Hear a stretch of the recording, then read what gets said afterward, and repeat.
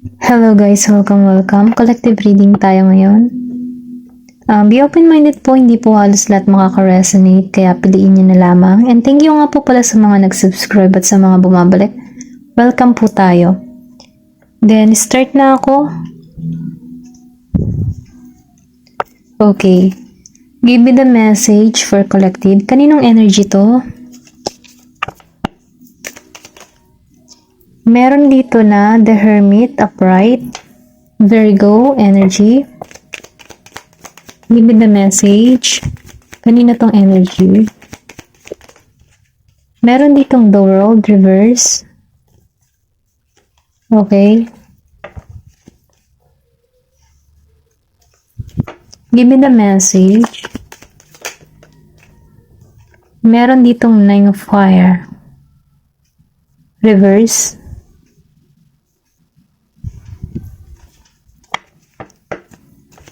Give me the message. Kaninong energy to? Meron ditong Six of Fire. Then the Chariot reverse.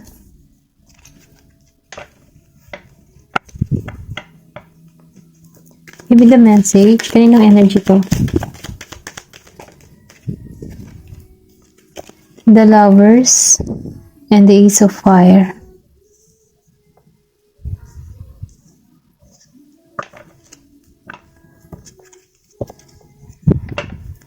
Give me more information. Meron ditong Four of Earth, Upright, and Six of Air, Upright. Okay. Meron ako nakikita dito na Virgo, Aries, Leo, Sagittarius, Aries, Leo, Sagittarius, Gemini, Aquarius, and Libra. Then Virgo, Capricorn, and Taurus. Okay? Ito lang yung nakikita ko dito. The Hermit. Nafe-feel ko dito sa The Hermit. Pwede ikaw to or pwede rin yung person mo, kaya piliin nyo na lamang ha. Meron ditong kumbaga, naghahanap ng kasagutan, naghahanap ng kaliwanagan. Merong ganito dito.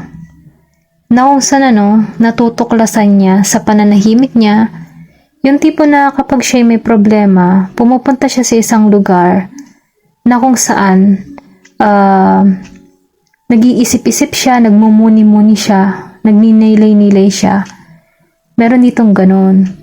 Kapag meron siyang problema na tinatahak, nafe-feel ko dito na inaalisan niya to, okay?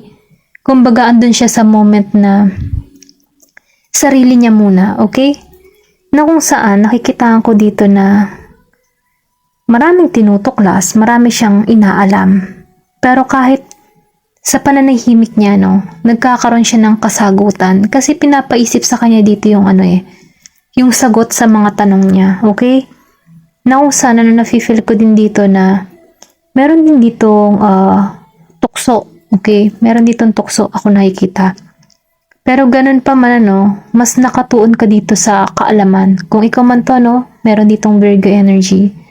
Mas na pag ikaw ay may problema, mas gusto mong manahimik, gusto mong alisan kasi humahanap ka dito ng kaliwanagan.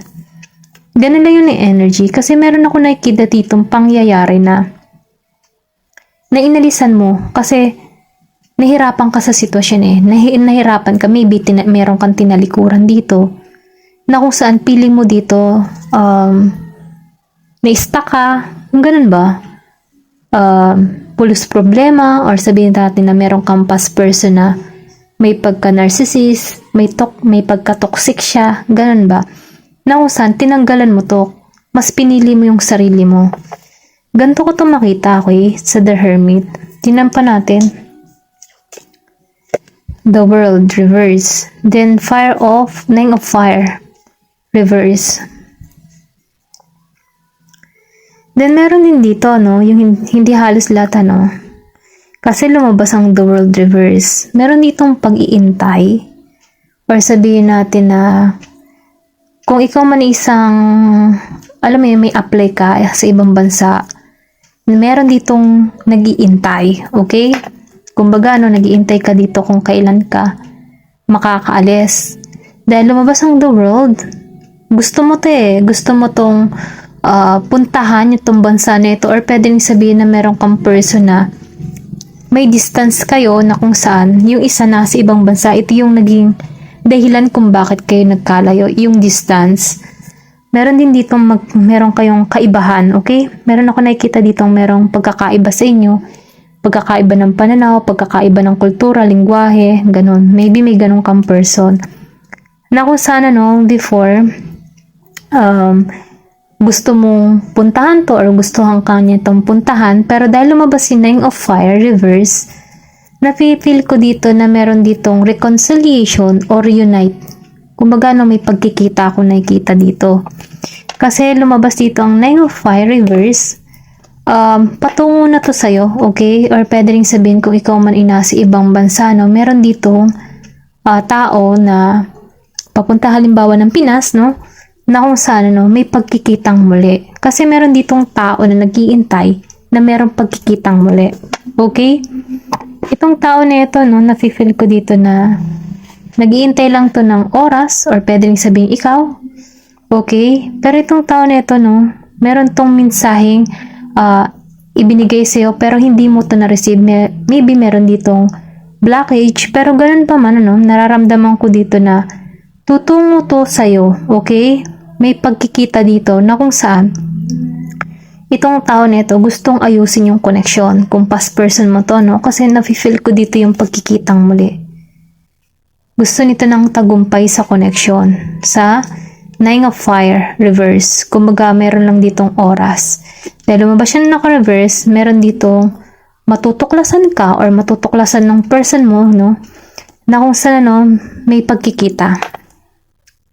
Ayun, okay? Ito rin nafe-feel ko. Kasi lumabas si Six of Fire upright. So, mabilis to. Nafe-feel ko dito yung pagkilos.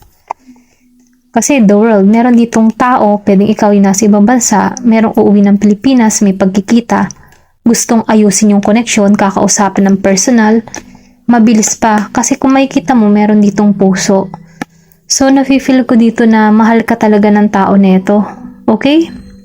Kasi nakikita ko dito na a-action to. Kasi marami na siyang natutunan sa nakaraan nyo. Kumbaga, maybe, dahil dumantong to sa the hermit mode, unawaan niya na yung sitwasyon, then pumasok tong the world, maybe meron ditong, kaya kayo nagkalayo dahil merong umalis ng bansa, then nafe-feel ko dito na meron ditong mag-uuwi. Kumbaga, nakikita ko dito yung connection ay no contact. Okay, ito na nafe-feel ko. Meron ditong no contact na kung saan nawala yung connection dahil sa pagkakalayo sa bawat isa. Pero nafe-feel ko dito meron ditong travel palapit sa'yo.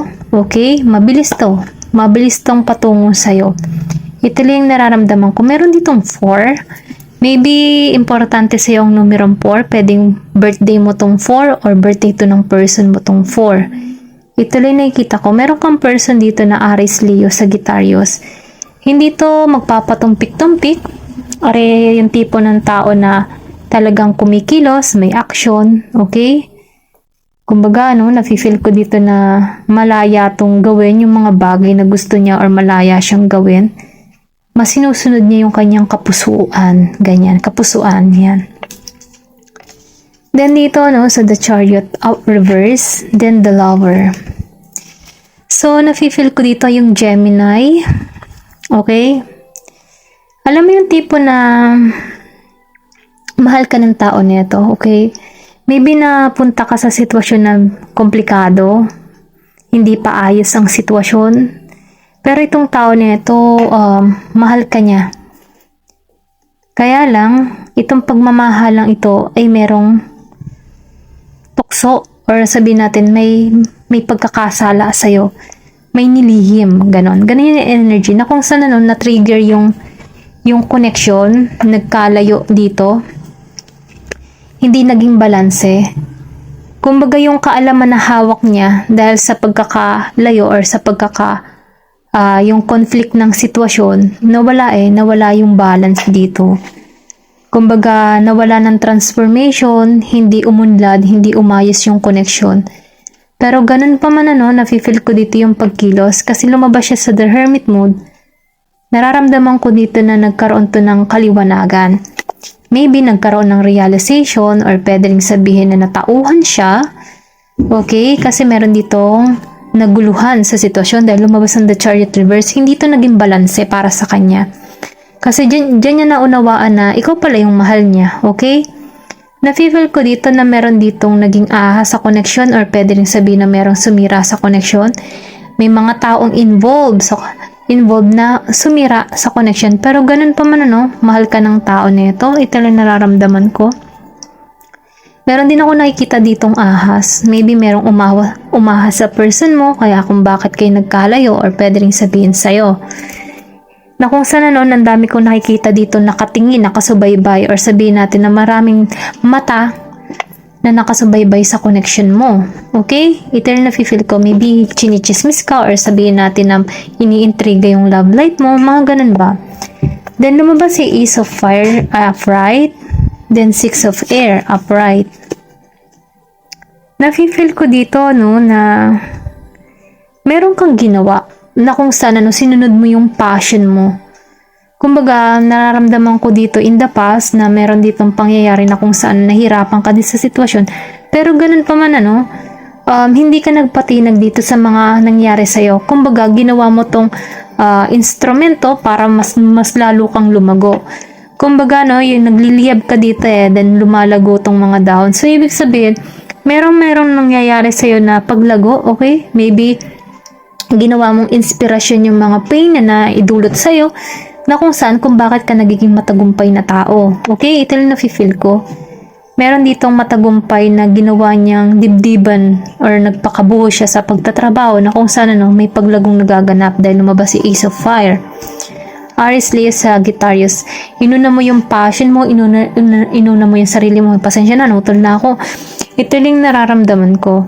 Then dito sa 6 of Air, meron ditong Gemini, Aquarius, and Libra. So, nafe-feel ko dito, meron ditong inalisan. Kumbaga, nakikitaan ko dito na tinanggalan ka.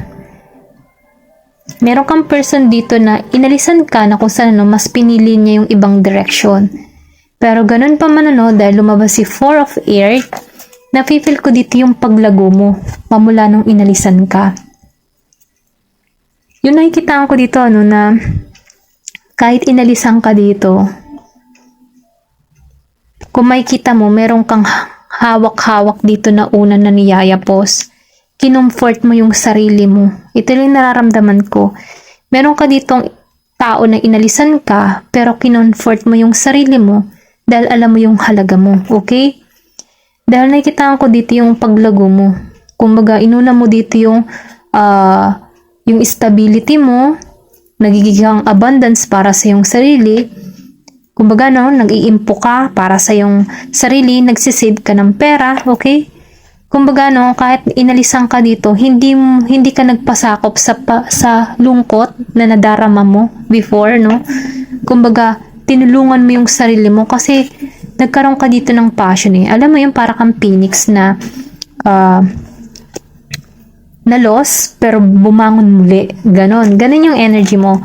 Nawala ka, feeling lost, pero binangon mo muli yung sarili mo. Na kung saan yung pagbangon mo, andun yung passion, andun yung katatagan, andun yung determinasyon. Dahil doon sa mga katangian mong ito na tumulong para sa'yo, ito yung naramdaman mo, si 4 of Earth. Marami kang naiimpok. Stable ang financial mo, okay? Ito lang nakikita ko dito. May ganun tao dito, okay? Tingnan pa natin kung ano pa yung mensahe na parating sa'yo. Give me the message for collective. Ano yung mensahe? Kaninong energy to? Ayan. Kayo na lang kung kanina tong energy. Kayong nakakalam ng kwento-kwento nyo. Ayan. Give me more information. Meron ditong coffee cup. So, nafe-feel ko dito, na meron ditong gustong makipagkaibigan sa'yo. Ito yung gusto mangyari ng tao nito, yung makita ka. Kasi nakikita ko dito na meron ditong natauhan eh. May patungo sa'yo. Mag-aalay to ng panibagong para makuha yung ano mo, yung simpatya para sa'yo, no? Aalokin ka nito ng friendship, ganun. Kumbaga, no, para hindi ka mawala muli sa kanya. Susuyuin ka nito na maging magkaibigan kayo, ganun. Then, nafe-feel ko din dito yung may pag-uusap, may pagkikita. Confirmation dito, doon sa sinabi ko kanina. Meron ditong magkikita. Tingnan pa natin, give me more information. So, lumabas tong cassette. So, nafe-feel ko dito yung soul connection yung dalawa, no? Iniisip ka ng tao na ito. Kumbaga yung mga nangyari sa inyo in the past, pumapasok to sa kaisipan niya, hindi to nawawala sa isipan niya. Kumbaga yung mga pangyayari, ano, paulit-ulit na nare-recall niya. Na kung saan, ano, pumupuno to sa kaisipan niya. Na kung saan, itong tao na ito, hindi siya mapakali, okay? Kaya maybe meron ditong ahas, meron pa rin tong matinding nararamdaman sa'yo, okay? Ito rin nafe-feel ko, andun pa rin yung passion ng tao na to sa'yo, okay? Give me more information. Ano pa yung mensahe para sa'yo? Diba? Kasasabi ko lang passion, din lumabas ang passion. May confirmation do sa sinabi ko dito, no? Meron siyang nararamdaman pa rin sa'yo, okay? Tama yung kutob ko. So, nafe-feel ko dito yung chemistry niya eh. Yung alam niyo yun, nagkasama kayo, merong ano eh, kung aayusin pa yung connection, maaari pang maayos. Kasi, meron kayong ano eh, pag-uugali na pareho, okay? Hindi halos lahat, ano? Kumbaga, itong tao nito, gusto nitong maayos pa yung connection na kung saan, nararamdaman ko dito na magsimula muli sa pagkakaibigan na kung saan lalo nang lumalim kasi nagkakaroon na to ng pangunawa. Yung pagkakalayo nyo, doon niya naunawaan yung sitwasyon. Doon niya na naintindihan ikaw, okay? So, ito lang nararamdaman ko. Meron pa rin siyang passion. Give me more information. Ano pa yung mensahe? So, I like you. Gusto ka niya, okay? Gusto nito na yung friendship mapunta sa romance para lumago. Kung saan ano, gusto ka nitong i-date. Gusto ka ng tao nito. Tingnan pa natin. Give me more information. Ano pa yung mensahe? Hands of card. Kumbaga, kung before, ikaw yung controlling or sabihin natin na ikaw yung habol na habol sa tao neto, ngayon nasa kamay mo na ang baraha. Okay? Kumbaga, nasa sayo na yung desisyon kung papapasukin mo muli itong tao neto or ila-let go mo na. Ikaw na yung may hawak ng baraha ngayon. Kumbaga before, ikaw yung mas more love na love sa taong ito, pero ngayon, dahil naibalik mo yung passion mo sa para sa iyong sarili, ngayon itong tao nito, na-attract na palapit sa'yo kasi nagiging kang passionate sa iyong sarili, nakikita mo muli yung halaga mo. So itong tao nito, na-attract yung energy niya sa'yo, okay? Kasi meron ditong malaking pagbabagong nagaganap sa'yo. Ito lang yung nararamdaman ko. Pasensya na ulit sa tahol ng aso ha. Ayan. Give me more information. Yan, tumalsik to. Mas. So, meron ditong nagtatago ng kanyang nararamdaman. Kumbaga, hindi siya naging totoo sa kanyang totoong nararamdaman. So, sinasabi ka dito na kailangan ipakita kung ano yung totoo. Kung kayo man may mag-uusap, ano, tanggalin niyo yung mas sa inyong dalawa. Mag-usap kayo ng heart-to-heart talk. Ganun. Okay? Give me more information. Kasi meron dito nagpipretend na hindi na importante sa kanya yung person, mga ganun ba? Or hindi ka na importante sa kanya. Meron ditong ganun. Parang naggagawa, yung, alam mo yun, yung parang minded game, yung ganun. Parang hulihan, parang nanlilin lang. Yan, ganyan. Nanlilin lang. Yan yung nararamdaman ko, may panlilin lang. Kumbaga, niloloko niya lang yung sarili niya. Ganon. Ayan, abundance. Okay. So, nafe-feel ko dito, no, na meron ditong abundance na naghihintay sa'yo. Sinasabihan ka dito, ano, na kung ano man yung hinihiling mo, mamamanifest mo to. Then, kailangan maging klaro kung ano man yung gusto mo kasi madali mo tong makakamit. Then, sinasabihan ka din dito, ipagpasalamat mo kung ano man yung mga nangyayari or nagaganap sa buhay mo, mapamaliit man, mapamalaki, masama man o hindi, okay? Ipagpasalamat mo yun. Kasi yung mga masasamang nangyayari sa atin, may mga dahilan yan kung bakit natin na-experience yan. Meron yung good benefits para sa atin, okay? Maybe may paraan si God para mas lalo lang tayong lumago. Mga ganun ba? Kaya nararanasan natin yung mga ganun experience. Pero ganun pa man sinasabihan ka dito na palaging positibo.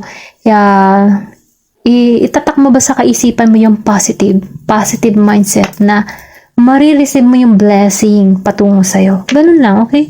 Ito lang yung mensahe para sa'yo. Ayan po, hanggang dito na lamang. Thank you for watching. Love and peace. Thank you for watching Glow and Peace.